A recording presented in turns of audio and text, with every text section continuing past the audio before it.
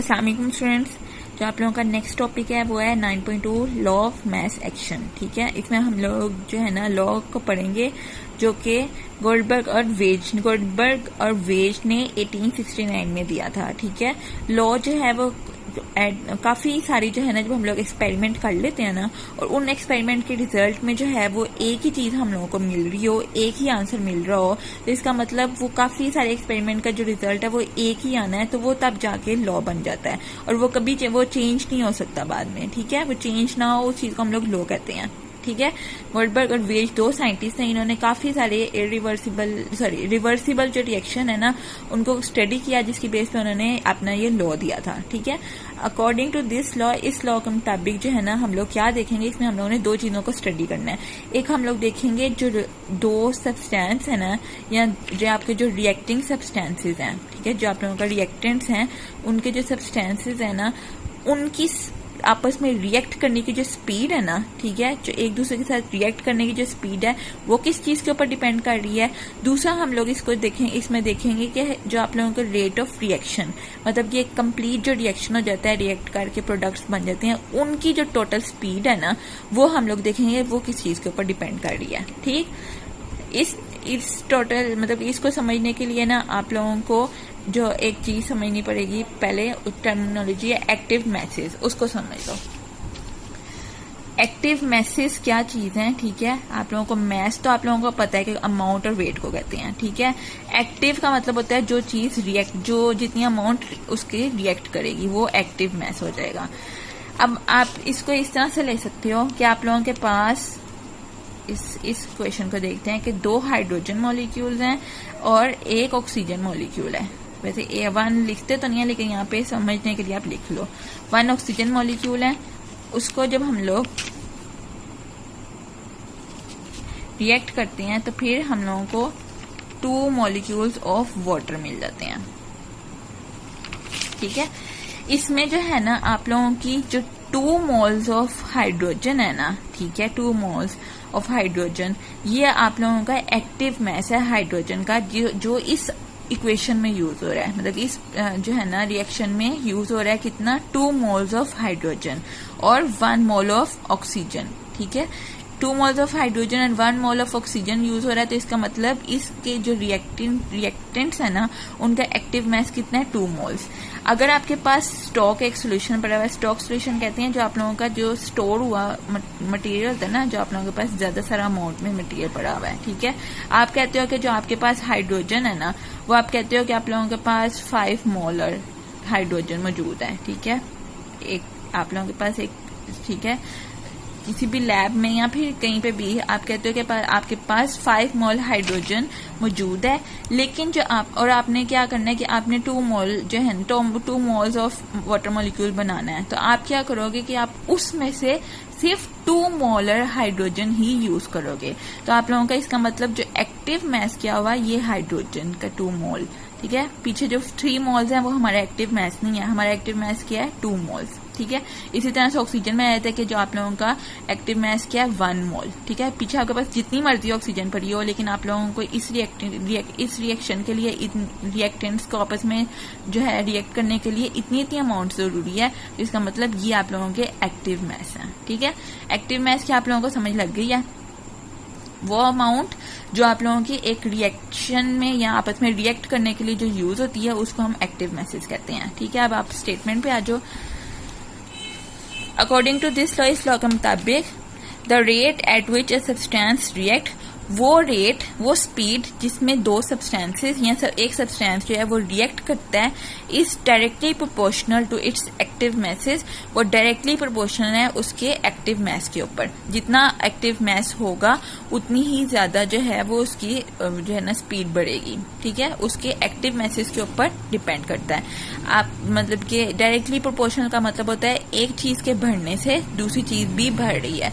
अगर active message ज्यादा होंगे तो आप लोगों का जो रेट है ना, आपकी जो स्पीड है दो आपस में जो है रिएक्टेंट्स के आपस में रिएक्ट करने की स्पीड वो भी इंक्रीज करेगी। ठीक है, डायरेक्टली प्रोपोर्शनल का मतलब होता है एक चीज के बनने से दूसरी चीज का इंक्रीज होता है। क्या कहते हैं, the rate at which a substance react, वो स्पीड जिसमें एक सब्सटेंस रिएक्ट करता है वो डायरेक्टली प्रोपोर्शनल है उसके एक्टिव मैस के ऊपर। ठीक है, and the rate of a reaction और रेट ऑफ रिएक्शन मतलब कि एक रिएक्शन की जो स्पीड है is directly proportional to the product of active message. जो प्रोडक्ट है ना एक्टिव मैसेज के, उसके ऊपर डिपेंड करती है, ठीक है। एक रेट ऑफ रिएक्शन की जो स्पीड है ना वो directly proportional to its product of active message of a reacting substances. जो रिएक्टिंग सब्सटेंसेस उनके प्रोडक्ट के ऊपर डिपेंड करती है। ये देखो यहाँ पे आप लोगों का प्रोडक्ट, ठीक है, 2 मोल्स हम लोगों ने हाइड्रोजन का यूज किए थे और 1 मोल हमने ऑक्सीजन का यूज किया, तो हम लोगों को क्या मिल गया 2, ठीक है, 2 मोल्स ऑफ वाटर मॉलिक्यूल्स। इनके प्रोडक्ट के ऊपर डिपेंड कर रहा है कि आप लोगों की रिएक्शन रेट ऑफ रिएक्शन क्या होगा, ठीक है, रिएक्शन की स्पीड क्या होगी। अगर हम लोग इसमें कह देते हैं कि हम लोग 4 मॉलिक्यूल्स ऑफ हाइड्रोजन यूज करते हैं और हम लोग कहते हैं कि 2 मॉलिक्यूल्स हम लोगों ने ऑक्सीजन के यूज करने हैं, तो हमारा जो है कितने मॉलिक्यूल्स बन जाएंगे, 8 मॉलिक्यूल ऑफ वाटर बन जाएगा, ठीक है। 4 2 8 होता है ना। तो आप लोगों के जो है ना इस प्रोडक्ट के ऊपर आप लोगों के रिएक्शन की स्पीड डिपेंड करती है, ठीक है। इस पूरे स्टेटमेंट में उन्होंने ये चीज बताई हुई है, ठीक है। एक चीज के बढ़ने से दूसरी चीज इंक्रीज हो रही है, जिसको हम कहते हैं directly proportional. The rate of reaction is directly proportional to the product of active message of reacting substances. उनके प्रोडक्ट के ऊपर डिपेंड करेगी। जनरली जो हमने आमतौर पे जो है ना an active message considered as the molar concentration. जो एक्टिव मैसेज है ना हम लोग उसको कंसेंट्रेशन में, मोलर कंसेंट्रेशन में लेते हैं, ठीक है। और इसका यूनिट क्या है, मोलर या मोल पर डेसीमीटर क्यूब, ठीक है, मोल पर डेसीमीटर क्यूब। अगर आप मोल पर डेसीमीटर क्यूब को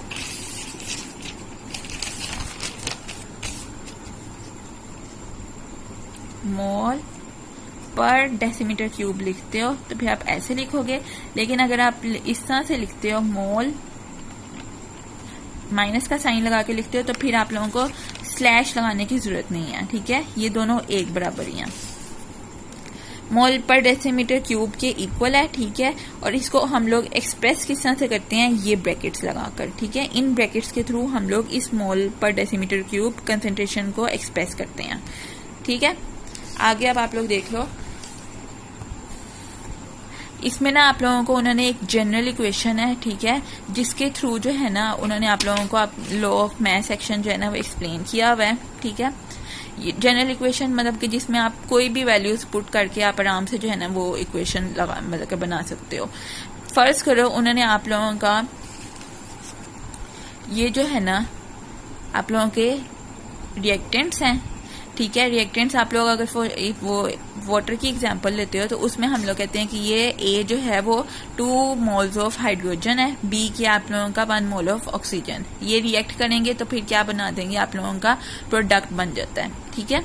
प्रोडक्ट आप लोगों का एक भी हो सकता है, 2 भी हो सकते हैं। जैसे हम लोगों ने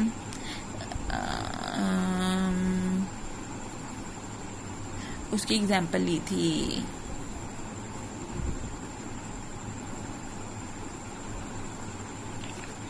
कैल्शियम कार्बोनेट की, ठीक है।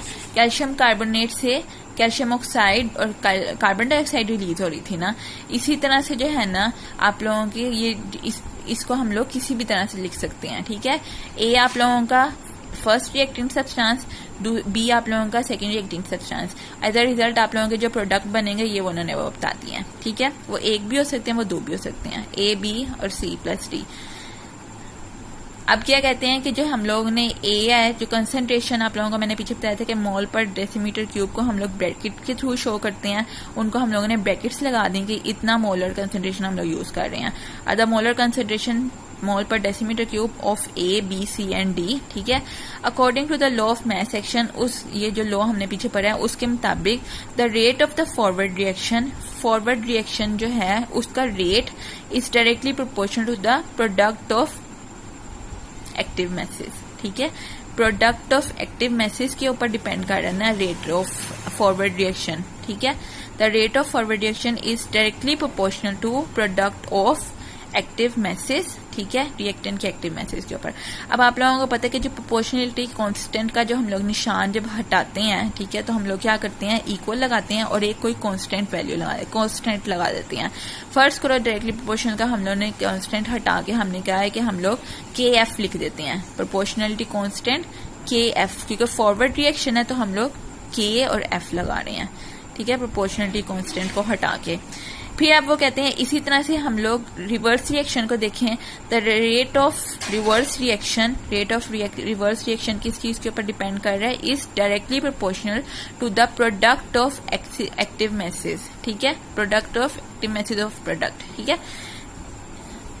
इसका हम लोगों ने प्रोपोर्शनलिटी कांस्टेंट हटाया तो हमने क्या कर दिया KR, क्योंकि ये रिवर्स रिएक्शन है तो इसलिए क्या करेंगे प्रोपोर्शनलिटी कांस्टेंट क्या लगा रहे हैं KR, ठीक है, इक्वल लगा गए KR C और D, C मतलब के जो आप लोगों के प्रोडक्ट्स बन रहे हैं उनके, where KF and KR are the proportionality constants, ये कांस्टेंट हैं दोनों, ठीक है, कॉल्ड स्पेसिफिक रेट कांस्टेंट्स, आप लोग इनको स्पेसिफिक रेट कांस्टेंट भी कह सकते हो, of the forward and the reverse reaction respectively. फिर वो कहते हैं एट इक्विलिब्रियम स्टेट, जब एक रिएक्शन जो है वो अपने इक्विलिब्रियम पे पहुंच जाता है तो फिर तब क्या होता है, the rate of forward reaction, ठीक है, जो rate of forward reaction equal to the rate of reverse reaction, दोनों बराबर हो जाते हैं ना। तो फिर अगर हम लोग इनकी वैल्यूज को पुट करें, the rate of forward reaction जो हमने यहाँ पे ये निकाली थी वैल्यूज, इनकी बात करें, इनको पुट करें, ठीक है, ये आप लोगों का rate of forward reaction equal to rate of reverse reaction, ठीक है, ये आप लोगों ने इस तरह से लिख दिया। अब क्या कर रहे हो आप लोग, देखते हो कि जो है ना अब KF है वो यहाँ पे इधर है, ठीक है, हम लोग इसको फिलहाल इधर ही रहने देते हैं, हम जो अपने प्रोडक्ट्स है ना वो इस तरफ मूव करते हैं, जब इक्वल के दूसरी तरफ मूव करें तो जो यहाँ पे चीज मल्टीप्लाई हो रही है वो वहां पे जाके डिवाइड हो जाती है, ठीक है, जो यहाँ पे मल्टीप्लाई हो रही है वो वहां पे जाके डिवाइड हो जाएगी। इसी तरह से जो KR है इसको हम लोगों ने इक्वल के दूसरी तरफ ले गए, ठीक है, क्या हुआ कि आप लोगों का KF KR की से डिवाइड हो रहा है और क्या इस तरह से आप लोगों की ये कंप्लीट इक्वेशन बन जाएगी, ठीक है, KF over KR is equal to product of active message of product and product of active message of reactants. KF और KR जो है ना ये हम लोग कह सकते हैं ये आप लोगों का इक्विलिब्रियम कांस्टेंट है, ठीक है, जब इक्विलिब्रियम एस्टेब्लिश हो रही है तब ये चीज हम लोगों की आई ना, तो हम लोगों जब इक्विलिब्रियम कांस्टेंट क्या है KF ओवर KR, इसको हम लोग रिप्रेजेंट कर देते हैं KC के साथ, ठीक है, KC के साथ हम लोगों ने KF और KR को रिप्रेजेंट कर दिया। तो हम जब हम लोग अपनी इक्वेशन लिख सकते हैं वो किस तरह से लिख सकते हैं इसको, KC is called equilibrium constant, it is represented by, अब यहाँ पे आप KC लिख दो या KF ओवर KR लिख दो तो अगली वाली चीज को कोई फर्क नहीं पड़ेगा, ठीक है। तो हम लोग कहते हैं कि इक्विलिब्रियम कांस्टेंट जो है वो आप लोगों का product of active message of product over product of active message of reactant के ऊपर डिपेंड कर रही है, ठीक है। तो इस तरह से हम लोगों को इनके रिलेशन के बारे में पता है। Law of action describes the relationship between active message of the reactants and the rate of reaction, rate of reaction और एक्टिव मैसेज ऑफ रिएक्टेंट्स के ऊपर डिपेंड करता है, ठीक है, उनके बारे में उनका रिलेशन बताता है, ठीक। यहाँ तक आप लोगों को KC मतलब कि इक्विलिब्रियम कांस्टेंट के बारे में पता चल गया कि ये किस तरह से आप लोगों ने ड्राइव करना है, ठीक है। फिलहाल हम लोग इसको ना इस टॉपिक को यहाँ तक पढ़ते हैं। नेक्स्ट हम लोग जो है ना एक कंप्लीट जो जनरल रिएक्शन है ना उसकी एग्जांपल लेके हम लोग इक्विलिब्रियम कांस्टेंट जो है ना उसको एस्टेब्लिश करेंगे, ठीक है, इक्विलिब्रियम पे। क्या था आप लोगों का, एक आपने जनरल रिएक्शन लिया, ठीक है, जिसमें आप लोगों के प्रोडक्ट A और B, ठीक है, दो रिएक्टेंट सब्सटेंसेस थे, आप लोगों का क्या प्रोडक्ट्स बन गए C+D, कुछ भी बन सकता है, ठीक है, एक भी बन सकता है, लेकिन यहाँ पे हम दो बना लेते हैं कि दो रिएक्टेंट्स से दो प्रोडक्ट्स बनी। तो हम लोगों ने उनको जो है ना वो कंसंट्रेशन के लिहाज से अगर जब लिखना है तो हम लोगों ने उनके इर्द गिर्द ब्रैकेट्स डाल देनी है, ठीक है, मोलर कंसंट्रेशन के जब लिहाज से लिखना है। तो हम लोग अपने लॉ ऑफ मैथ सेक्शन को देखते हैं, कहते हैं the rate of forward reaction जो है वो डायरेक्टली प्रोपोर्शनल है A और B की कंसंट्रेशन के ऊपर, मतलब कि आपके रिएक्टेंट सब्सटेंस की कंसंट्रेशन के ऊपर। अब इसको प्रोपोर्शनलिटी कांस्टेंट को हटाने के लिए हमने KF लिख दिया, ठीक है, क्योंकि ये कांस्टेंट एक लग गया, ठीक है, A और B वैसे ही रहे। फिर आप लोगों ने रिवर्स रिएक्शन में भी यही चीज की कि उसके किस चीज के ऊपर वो डिपेंड कर रहा है, directly proportional to the product of their products, ठीक है, active message of products. CD के ऊपर, ठीक है। आप लोगों ने प्रोपोर्शनलिटी का निशान हटाने के लिए KR लिख दिया। तो अब KF और KR प्रोपोर्शनलिटी कांस्टेंट, जिनको आप लोग स्पेसिफिक रेट कांस्टेंट्स भी कहते हो। अब आप लोगों ने जो अपनी इक्विलिब्रियम स्टेट पीछे पढ़ी थी वो क्या थी, rate of forward reaction is equal to rate of reverse reaction. ये दोनों इक्वल हैं। तो फिर आप लोगों का जिस तरह से जब आप वैल्यूज पुट करते हो, KF A और B का मोलर कंसंट्रेशन, KR और प्रोडक्ट की मोलर कंसंट्रेशन, ठीक है, उनको जब आप लोग एक मतलब कि इधर उधर लेकर जाते हो, इसको आप लोगों के जो प्रोडक्ट्स हैं इनको आप इक्वल की दूसरी तरफ लेकर जाओ और KR को इधर ले आओ, तो फिर आप लोगों का ये कन्वर्ट होके इस इक्वेशन में आ जाती है, ठीक है। और ये इक्वेशन जो है आप लोगों का जो KR और KF और ओवर KR है ना, वो हम लोग किससे रिप्रेजेंट कर सकते हैं, KC से, जो इक्विलिब्रियम कांस्टेंट है। और फिर इस तरह से आप लोगों का जो है ना ये इक्विलिब्रियम कांस्टेंट की एक इक्वेशन आ जाती है, ठीक है। इसकी जो है ना इसकी फर्दर जो डिटेल है ना कि ये कहाँ पे यूज होता है, क्यों हम लोग इसको क्यों निकाल रहे हैं, ये हम आगे फर्दर टॉपिक्स में पढ़ेंगे, ठीक है। अभी फिलहाल आप लोगों ने इतना करना है।